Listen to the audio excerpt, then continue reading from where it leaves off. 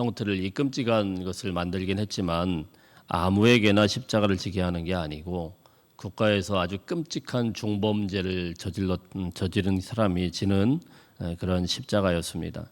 우리 주님은 이런 잔인한 십자가를 지시고 돌아가시게 되었는데요. 예루살렘에 가면은 이제 주님께서 십자가를 지고 걸어가셨던 그 길을 비아 돌로로사라고 해서 라틴어죠.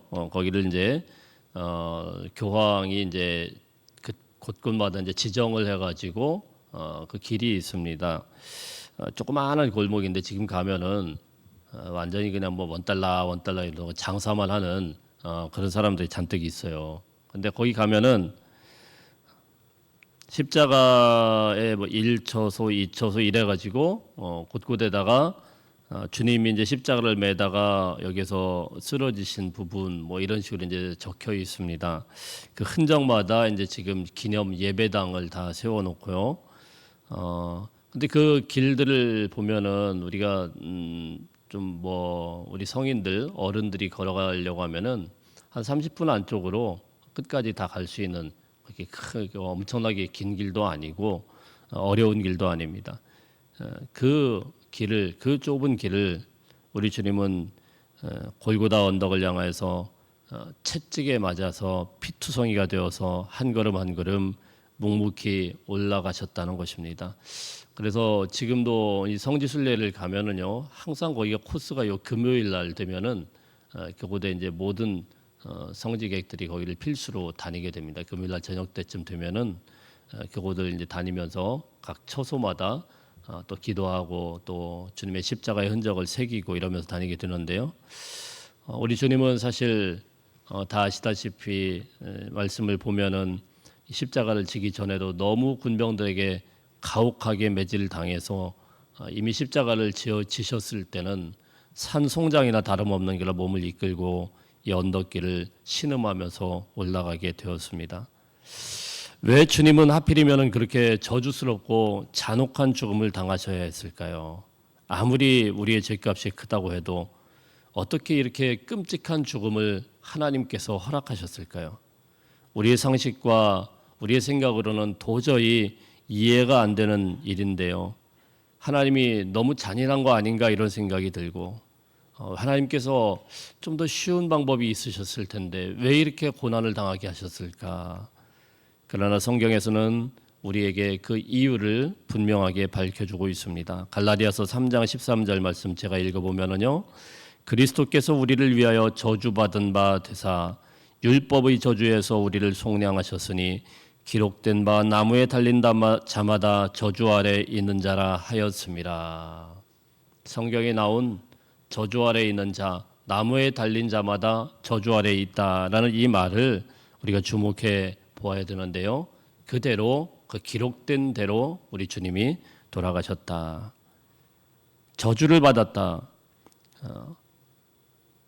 우리 주님이 저주를 받으셨어요. 왜 저주를 받았느냐? 율법의 저주 아래에 있는 인류를 구원하기 위해서, 율법의 저주 아래서 신음하고 있는 우리 인류를 속량하기 위하여서, 율법의 저주 아래에 놓여 있는 우리를 구해내기 위해서 예수님께서 우리 대신 그 저주를 당하셨다라고 말씀을 하고 있는 것입니다. 구약 성경의 신명기 21장 23절 말씀에 보면은 저주받는 자에 대한 원칙이 하나 나오는데요. 그것은 나무에 매다는 거였어요. 그래서 우리 주님께서 그 율법대로 율법의 모든 저주를 다 짊어지시고 십자가를 지셨다 이렇게 말씀하고 있는 것입니다. 저주받은 자로서 그 순간만은 가장 저주받은 그런 인생으로서 그 마지막 순간을 우리 주님이 곰곰이 당해내신 그런 십자가입니다. 예수님께서 이 십자가에서 여러 시간 동안의 고통을 하시다가 드디어 한마디 외치셨는데요. 뭐 외치셨다라는 것보다는 힘이 다 빠지셨기 때문에 아마 거의 신음하면서 그냥 툭 뱉어내는 그런 말씀이셨을 것 같습니다. 요한복음 19장 오늘 28절 말씀에 보면은 내가 목마르다 이렇게 말씀을 하십니다. 여러분 사람의 욕구는 끝이 없어요. 한 사람이 길을 가다가 알라딘 램프를 주었답니다. 그래서 작은 거인이 튀어나와가지고 굽실굽실 말하면 주인님 어떤 소원이든 말씀만 하십시오. 제가 들어드리겠습니다. 이렇게 이야기를 하니까 이 사람이 얼마나 그 말을 또 기다렸겠어요. 이 알라딘 램프. 그래서 가만 생각하니까 한 가지밖에 얘기를 못 하는데 돈도 필요하고 예쁜 여자도 필요하고 빨리 결혼도 하고 싶고 그래서 이거 어떻게 할까 고민하다가 탁 한마디로 뱉었습니다. 돈, 여자와 결혼. 알아듣는 분들은 알아들으시고 사람의 욕구는요 한도 끝도 없어요. 수많은 욕구 가운데서 가장 기본적인 욕구는 사실 생리적인 욕구 아니겠습니까? 갈증이라는 거 이거는요 안 겪어본 사람은 정말 모르죠. 우리는 그렇게까지 겪어보질 않았기 때문에 이스라엘 백성들이 광야에서 왜 그렇게 불평을 할까? 광야에서 뭘 그렇게 맨날 투덜투덜댈까 이렇게 생각을 하는데 여러분 우리가 그렇게 함부로 할 만한 그런 문제가 아니죠. 사람의 가장 기본적인 욕구가 거기서부터 다 소실된다는 것은 정말 끔찍한 거 아니겠습니까? 왜냐하면 사람은 물로 이루어져 있습니다. 신생아 때 아이들의 그 모든 구성원 중에 이 태아는 약 한 97%가 물이라고 합니다. 97%니까 전부가 물이라고 볼 수가 있죠. 아기가 태어나면은 77%가 물이라고 합니다. 어린아이 때는 70%, 성인이 되면 60%, 노인이 되면은 약 한 50% 정도가 물이라고 합니다. 결국 사람은 물이 모자라 가지고 죽게 되는 거예요. 우리가 병원에 입원하면은 무조건 뭐부터 줍니까? 링거부터 주잖아요. 이 링거라는 게 다른 게 아니에요. 그냥 물이에요, 물. 물에 조금 약간 미네랄 성분이나 뭐 이런 성분이 있는지 모르겠지만 약간 뭐 그냥 물입니다. 왜요? 물이 부족하니까 고통이 있기 때문에 빨리 물부터 보충시키는 거 아니겠습니까? 이스라엘 백성들이 그 광야를 여행하면서 그렇게 그냥 조금만 있으면 소리를 바락바락 질러대면서 하나님한테 막 아우성치고 원성을 높인 그 이유가 무엇입니까? 광야길이 너무 갈증이 나고 너무 힘든 여정이었기 때문에 그래요. 물은 사람에게 있어서 없어서는 안 되는 가장 중요한 것입니다. 우리 주님은 십자가에서 물과 피를 다 쏟으시고 마지막에 모든 것들을 다 쏟으시고 고통스럽게 말씀을 하시는데 내가 목마르다. 십자가에 매달려 있는 그 마지막 순간에 느끼셨던 그 주님의 고통. 이 고통이 이 말 한마디에 지배하게 되어 있습니다. 이처럼 십자가라는 것은 우리 주님이 인간으로서 겪을 수 있는 가장 고통스러운 모든 고통을 견뎌냈던 그런 자리라고 볼 수가 있습니다. 왜 우리 주님은 이런 고통을 다 당하셨을까요? 저는 이것을 한 가지 이유를 분명하게 또한 보게 됩니다. 우리 인간들이 평생 동안 겪어내는 그런 고통들, 우리가 또 살아가면서 또 겪어야 되는 그런 많은 고통과 고난들, 자 이런 것들을 가장 잘 이해하는 자리가 바로 십자가라고 볼 수가 있습니다. 이런 타는 듯한 목마름을 아시는 주님께서 우리가 살아가면서 겪게 되는 인간의 고난과 고통이 얼마나 힘든 것인지를 너무너무 잘 아신다는 거예요. 그러므로 여러분, 우리가 때로 마음이 찢어질 듯한 그런 고통 가운데 괴로움에 몸부림친다고 하면은 십자가의 주님 앞에 나와서 엎드려야 됩니다. 우리가 병들고 아파서 육체에 말할 수 없는 통증이 있을 때 그 고통을 잘 이해하시는 분, 가장 잘 이해하시는 분도 우리 주님이심을 믿으시길 바랍니다. 그때마다 우리는 주님의 십자가 앞에 엎드려야 돼요. 그럴 때마다 우리가 예수 그리스도께서 찾아가서 어린아이처럼 주님 나의 고통 아시죠? 나의 고통 아시죠? 주님께서 맛보셨으니까 아셨으니까 아시죠? 도와주세요. 이렇게 기도하면은 정말 놀라운 은혜가 있게 되는 줄 믿으시길 바랍니다. 주님께서 몸소 우리가 당하는 모든 고통을 당해 보셨기 때문에 피 묻은 손으로 우리의 고통을 그 구석구석까지 치유하시는 줄로 믿으시길 바랍니다. 두 번째, 오늘 본문에서는요, 다 이루었다 이렇게 말씀을 하고 있어요. 30절 말씀에 보면은 다 이루었다. 오늘 성경에서는 다 이루었다 이렇게 한글에서는 이렇게 두 단어로 번역이 되어 있는데요. 원어에는 그냥 한 단어예요. 테텔레스타이라는 그런 말입니다. 테텔레스타이. 한마디로 그냥 외마디 비명처럼 아마 마지막에 테텔레스타이 이렇게 하셨을 것 같은데요. 이건 그냥 승리의 외침입니다. 마지막 숨을 거두시기 전에 테텔레스타이 이러고는 돌아가셨는데 나는 이겼다. 나는 다 이루었다. 이제 하나님의 그 뜻을 완전히 다 완주했다. 이런 승리의 외침입니다. 주님이 십자가에서 여러 시간 동안 고생하시다가 이제 마지막 순간에 이제 나는 진짜 다 이루고 끝났구나. 이것을 본능적으로 느끼셨던 것 같아요. 그때 우리 주님께서 이 말씀을 하시는데 이 말씀을 하실 때는 과연 어떤 마음이셨을까요? 아마 그 주님께서 우리가 알 수 없는 엄청난 기쁨이 그 마음속에 계셨을 것입니다. 다 해냈구나. 드디어 다 해냈구나. 테텔레스타이. 이 말이 좀 이상하게 들릴지 모르겠지만 우리 주님은 사실 십자가를 지는 것이 우리 주님에게 고통스러운 곳이기도 했지만 엄청난 그런 기쁨이 있기 때문에 끝까지 가게 된 거예요. 요한복음 4장 말씀에 보면은 예수님께서 하나님의 뜻을 행하는 것이 큰 기쁨이다 이렇게 말씀을 합니다. 하나님의 그 큰 뜻, 하나님이 그 인류를 그 죄로 신음하고 있는 인류를 구원하기 위해서 하신 그 엄청난 그런 뜻을 마지막에 이루기 위해서 그 큰 기쁨을 위해서 지금까지 달려오신 거예요. 예수님이 십자가를 지기 바로 몇 시간 전에도 요한복음 말씀에 보면은 내가 이것을 너희에게 이름은 내 기쁨이 너희 안에 있어 너희 기쁨을 충만하게 하려 함이니라. 우리 제자들에게 그렇게 거듭거듭 말씀하는 거 아니겠습니까? 십자가 처형을 바로 눈앞에 둔 그 예수님께서 하실 말씀이 아니죠, 사실은.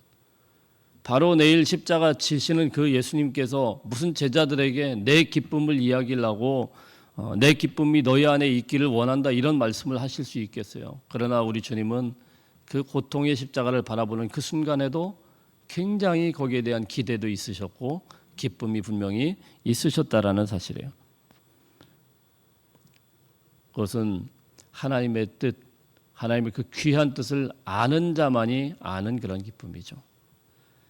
십자가를 지기 전에도 마음속에 이 기쁨이 있었지만은 십자가의 고통이 거의 막바지에 이른 그 순간에 그리고 피 흘려 죽음으로 전 인류가 구원받을 수 있는 길이 활짝 열리게 되었다는 그 생각에 그의 마음속에 정말 누구도 알 수 없는 엄청난 기쁨이 샘솟았던 것입니다. 그래서 다 이루었다라는 이 말에 아주 중요한 의미들이 몇 가지가 담겨 있습니다. 우리 신학자들에 의하면은 첫 번째는 구약에 예언한 모든 예언의 말씀이 예수님 안에서 성취되었다는 말이고요. 두 번째는 타락한 세상을 구원하시려고 하는 하나님의 영원하고 위대한 계획이 다 완성되었다는 그런 뜻이라고 합니다. 세 번째는 예수님께서 십자가의 죽으심으로 하나님의 사랑을 알리는 데 비로소 성공하셨다.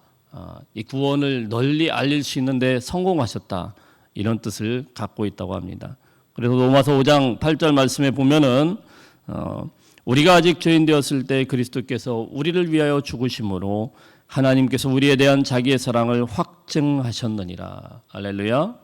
다 이루었다라는 이런 말, 주님이 십자가에 죽으심으로 하나님의 그 희생적이고 무조건적인 영원한 사랑이 어떤가를 우리에게 분명하고 확실하게 보여주게 되었다라는 말입니다. 저는 오늘 이 말씀을 가만히 묵상하면서 우리 주님께서 어떻게 그 6시간, 7시간의 그 고통을 정말 말할 수 없는 그런 고통을 당하시는데 어떻게 비명 한마디를 안 지르실까? 어떻게 비명 한 번을 안 지르시고 그걸 다 견뎌내실 수 있을까? 그 끔찍한 것을. 그런데요, 이 고통을 그렇게 감내할 수 있는 그런 이유가 무엇이겠습니까? 그 마지막 그 순간에 우리 주님의 그 큰 뜻을 이루기 위해서 그 기쁨을 위하여서 끝까지 견뎌낸 그 이유, 바로 그것은 사랑이라고 볼 수가 있지 않겠습니까? 사랑은 굉장히 강합니다. 사랑이 없는 사람은 고통 지를 때, 고통이 있을 때 비명을 지를 수 있지만은 사랑 때문에 고통당하는 사람은요, 비명을 지르지 않아요. 제 아내를 보면서, 첫째 아이를 낳을 때 보면서 정말 깜짝 놀랐어요. 굉장히 약한 사람인 줄 알았는데 아이가 조금 뭔가 병원에서 일찍 나왔거든요. 48시간 동안을 비명도 지르지 않고 끙끙거리면서 아이를 낳더라고요. 왜 그랬을까요? 그 아이 낳고 싶은 그 기쁨, 그 사랑의 힘이라는 게 그렇게 대단하다는 걸 그때 제가 봤어요. 야, 이 남자들은 도무지 따라갈 수가 없겠구나. 남자들이 자식을 사랑한다는 거하고 엄마가 자식을 사랑한다는 거하고 좀 차원이 다르구나라는 것을 제가 생각을 했습니다. 그래서 어떤 학자는 예수 그리스도께서 십자가에 매달리게 한 것은 철못이 아니고 바로 사랑 때문이었다라고 이렇게 말씀을 합니다. 예수님은 십자가를 통해서 이 놀라운 사랑을 우리에게 다 알려주시는데 성공하셨어요. 그래서 다 이루었다. 아, 이 죄인들이 하나님의 사랑을 드디어 알게 되었구나. 이 죄인들이 드디어 하나님의 사랑을 받을 수 있게 되었구나. 이 사랑 때문에 이 죄인들이 하나님 앞에 의인으로 인정받게 되었구나. 이런 생각에서 마음에서부터 정말 말할 수 없는 기쁨이 솟아오르게 되었고, 그리고 테텔레스타이, 다 이루었다. 하나님 주신 기쁨으로 하나님 앞에 가게 되신 것입니다. 사랑하는 성도 여러분, 우리 모두는 이 다 이루었다고 하시는 이 승리의 외침 때문에 엄청난 은혜를 입게 된 자들 아닙니까? 사도 바울이 이렇게 이야기를 합니다. 누가 우리를 정죄하겠느냐? 누가 우리를 대적하겠느냐? 누가 우리를 그리스도의 사랑에서 끊어낼 수 있겠느냐? 누가 우리에게서 장차 주님과 함께 누리게 될 그 영광을 빼앗아갈 수 있겠습니까? 누가 우리의 입에서 그리스도의 찬송을 빼앗아갈 수 있겠습니까? 아무도 없습니다. 왜 그렇습니까? 우리 주님이 다 이루셨기 때문에. 이 외침 속에서, 이 모든 외침 속에서 하나님께서 주시고자 하는 그런 모든 축복과 특권들이 우리에게 그대로 다 주어졌기 때문에. 그러면 사랑하는 성도 여러분, 우리의 신앙에 있어서 주님의 십자가는 사실 전부입니다. 십자가를 바라보시고 십자가 앞으로 더 가까이 나아갈 수 있기를 바랍니다. 우리가 십자가에 나아가면 나갈수록 다 이루었다. 우리 주님이 정말 우리를 위해서 다 이루었다. 그 음성을 더 분명하고 또렷하게 들을 수 있습니다.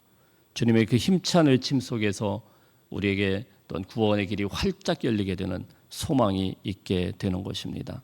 오늘 이 말씀 기억하시면서 우리에게 허락하신 주님의 이 구원이 얼마나 크고 얼마나 위대한 사건이었고 하나님 앞에 얼마나 큰 기쁨의 사건이었는지를 기억하시고 하루 동안 하나님의 백성답게 하나님의 자녀답게 영광 돌리며 살 수 있는 저와 여러분이 되시기를 축복합니다.